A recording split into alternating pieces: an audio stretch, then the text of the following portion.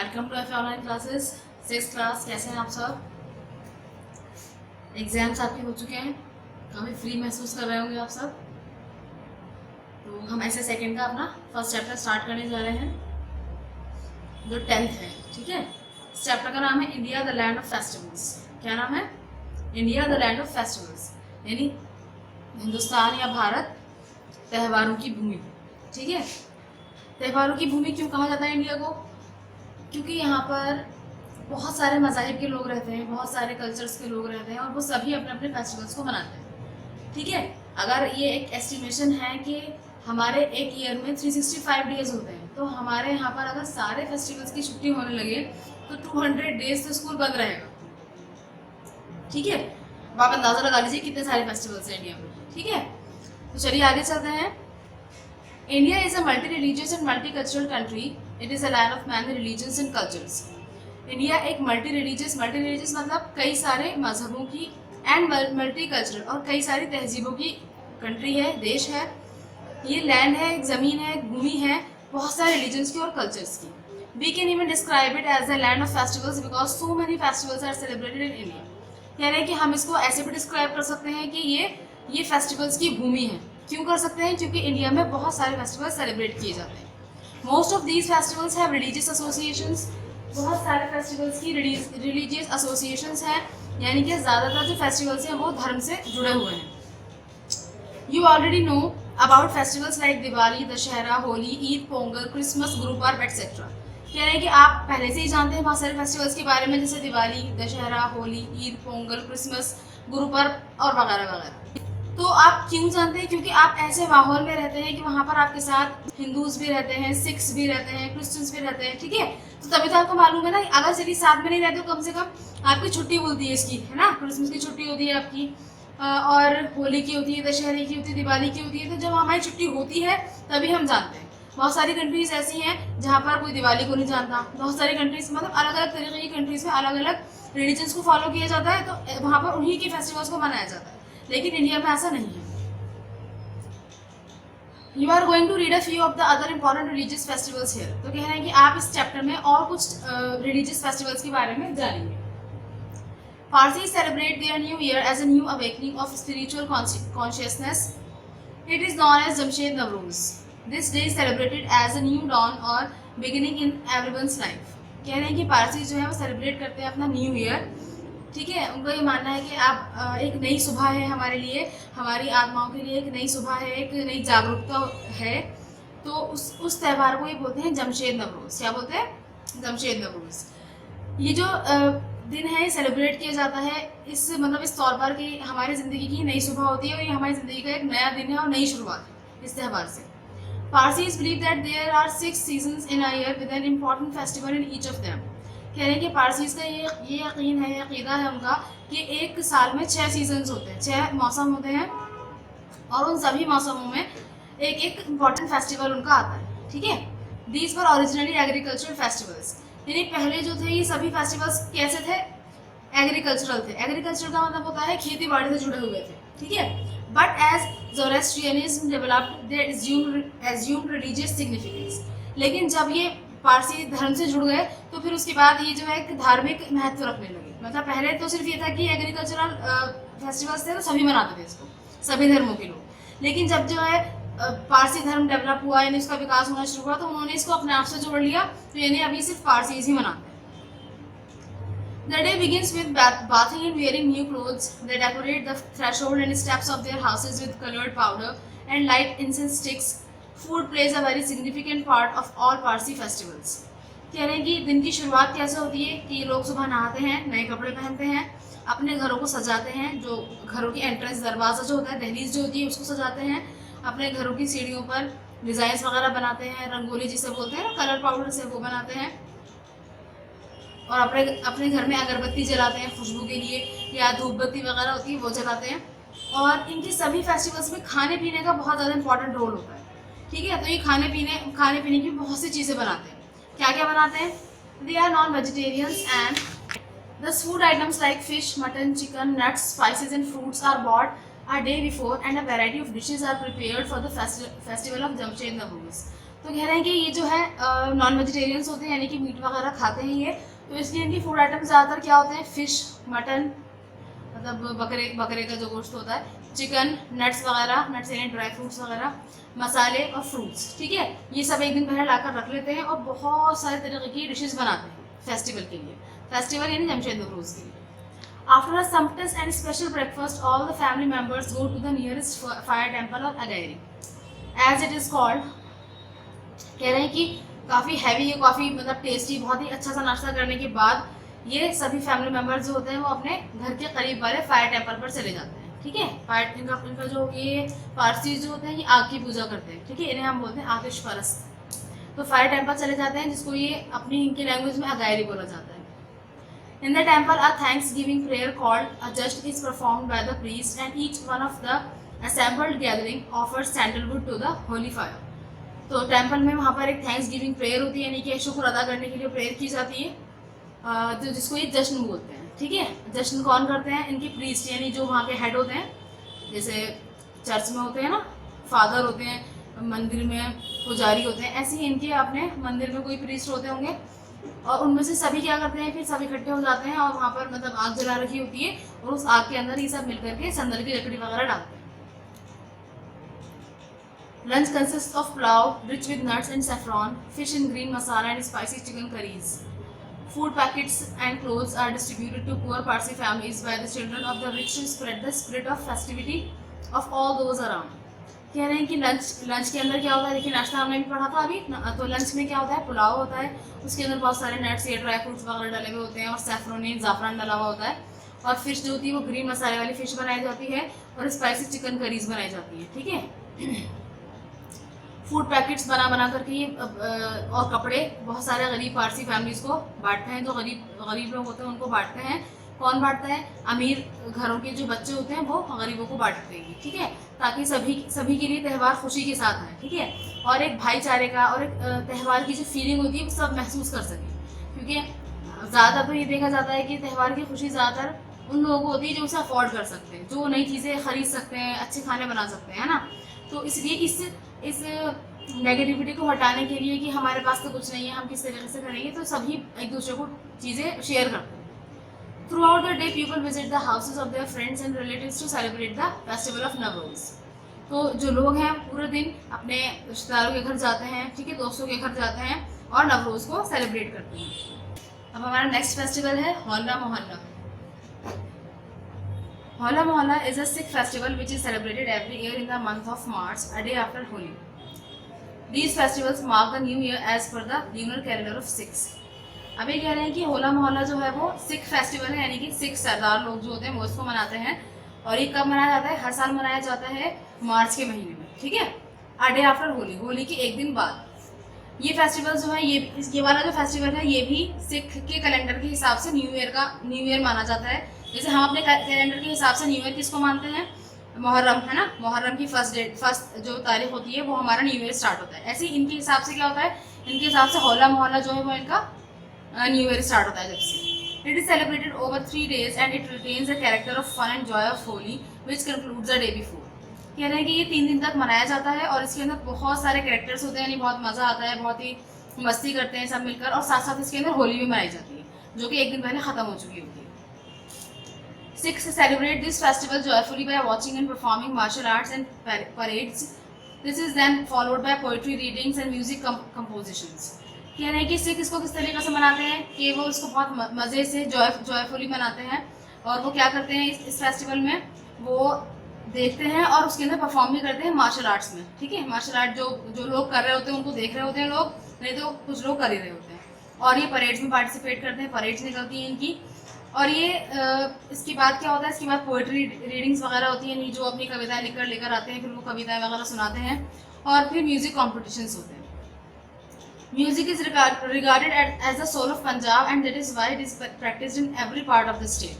कह रहे हैं कि म्यूज़िक को ऐसा माना जाता है कि वो पंजाब की आत्मा है, ठीक है, नहीं कि म्यूज़िक जो है वहाँ के हर काम में म्यूज़िक इंक्लूड होता है, इसलिए पूरे स्टेट में हर किसी भी काम के लिए कोई भी काम जब होता है तो म्यूज़िक उसके अंदर ज़रूर होता है।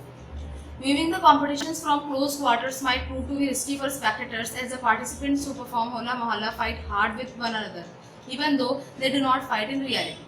कह रहे हैं कि जो कॉम्पिटिशन्स देख रहे होते हैं लोग, जो करीब करीब क्वार्टर्स में बैठे हुए होते हैं, इट मे बी पॉसिबल कि वो कभी कभी उनके लिए रिस्की हो जाते हैं, यानी उनकी भी चोट लग जाती है, ठीक है। क्योंकि जो पार्टिसिपेंट्स होते हैं वो होला मोहल्ला की जो फाइट करते हैं वो बिल्कुल हार्ड करते हैं, मतलब जैसे एक्चुअल में फाइट कर रहे हो ऐसे करते हैं, हालांकि वो सच में ऐसा लड़ नहीं रहे होते हैं।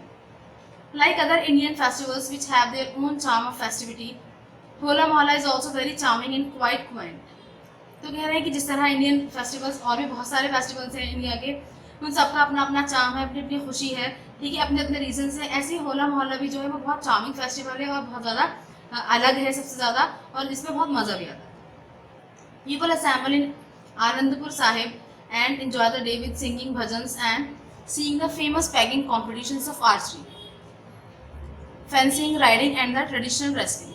तो अभी बता रहे हैं कि सभी लोग कहाँ इकट्ठे हो जाते हैं, आनंदपुर साहिब। आनंदपुर साहिब पंजाब में कोई गुरुद्वारा है, तो वहाँ पर ही सब इकट्ठे हो जाते हैं, फिर पूरा दिन वहाँ एंजॉय करते हैं। क्या करते हैं, वहाँ पर भजन वगैरह गाते हैं बैठकर, और कॉम्पिटिशन्स देखते हैं। कौन कौन से कॉम्पिटिशन्स होते हैं, आर्चरी का होता है मतलब निशानेबाजी का, फेंसिंग तलवारबाजी का, राइडिंग घुड़सवारी एंड द ट्रेडिशनल रेसलिंग, और रेसलिंग होती है यानी कुश्ती होती है। Other than these sports activities they also appreciate the delicious langars which are organized according to the Sikh tradition। इसके अलावा, इन सब के अलावा ज़ाहिर खाने पीने का भी कुछ इंतज़ाम होता है। तो क्या क्या इंतज़ाम होता है खाने पीने का, कि इनकी जो गुरुद्वारे होते हैं तो ये तो नॉर्मली भी लंगर चलते हैं यहाँ पर, है ना। लंगर के अंदर क्या होता है, वो खाना बनता है गुरुद्वारे के अंदर ही, तो कोई भी जाए, किसी भी मजहब का जाए, तो वो वहाँ पर जाकर अपना आराम से खाना खा सकता है, ठीक है। तो ऐसे ही ये लंगर्स वगैरह बनाते हैं, जो इनके यहाँ होता होगा मेन्यू, उसके हिसाब से, पूरे सिक्स ट्रेडिशन के हिसाब से, यानी अपनी परंपराओं के हिसाब से खाना बनाते हैं और फिर सब लोग खाते हैं। The people are dressed in impressive colourful attire such as deep blue robes with saffron girdles, high conical turbans decorated with steel rings. अभी जो इनके कपड़े होते हैं वो बहुत इंप्रेसिव होते हैं, कलरफुल होते हैं, और क्या होता है, जो ऊपर मतलब शर्ट कुर्ता वगैरह जो होता है वो डार्क ब्लू कलर का होता है, और उसके ऊपर एक सैफ्रॉन यानी कि ऑरेंज कलर का एक दुपट्टा करके इन्होंने बांध रखा होता है, अपने आप को टाइट कर रखा होता है बिल्कुल। और जो पगड़ी होती है वो कॉनिकल होती है, यानी जैसे कोन होता है ना, ऐसी होती है, कोन होती है, कोन की तरीके से उनकी पगड़ी होती है, और उसके ऊपर स्टील रिंग्स लगे हुए होते हैं, फ्लोइंग बियर्ड्स ट्विस्टेड माउस्टेजेस। और इनकी जो दाढ़ियाँ हैं, मतलब दाढ़ी होती है तो लंबी लंबी दाढ़ी होती है, जब ये लड़ते हैं तो वो हवा में उड़ती हैं, मतलब बाल हिलते हैं उनके। एंड ट्विस्टेड माउस्टेजेस मतलब उनकी जो मूछें हैं वो बड़ी बड़ी मुड़ी मुड़ी मूछें होती हैं।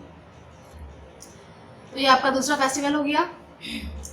Here is our third festival. तो अब थर्ड फेस्टिवल के बारे में हम बात करते हैं। देखिए, पहले जो हमने पढ़ा था वो पारसीज का था, दूसरा सिख्स का था। अब हम जो पढ़ रहे हैं वो है केरला के मलयाली लोगों का, ठीक है। Kerala in south India is called God's own country and is famous for its scenic beauty. Kerala जो है वो साउथ इंडिया में है, और उसको कहा जाता है कि वो ईश्वर की अपनी कंट्री है, मतलब ईश्वर की कंट्री है। And is famous for its scenic beauty, और वो फेमस है किस चीज़ के लिए, अपनी प्राकृतिक सुंदरता के लिए।